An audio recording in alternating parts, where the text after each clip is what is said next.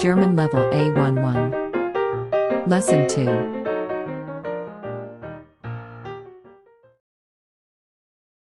Wer sind Sie? Das ist meine Familie. Wie heißen deine Eltern?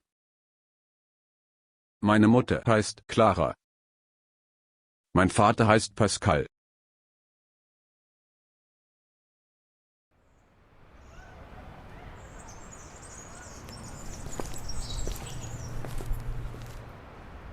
Hallo Mike. Was machst du? Ich gucke Fotos. Wer ist das? Das ist meine Familie. Das ist meine Mutter. Und das ist mein Vater.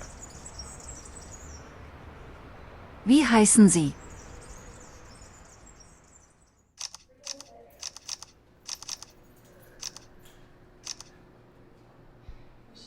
Meine Mutter heißt Clara.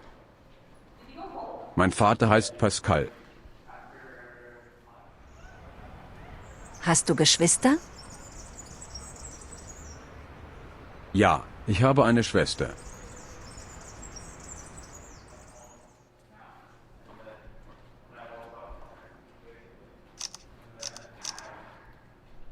Sie heißt Simone.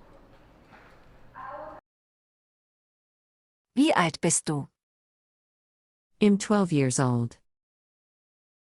Ich bin 12 Jahre alt. She is 12 years old.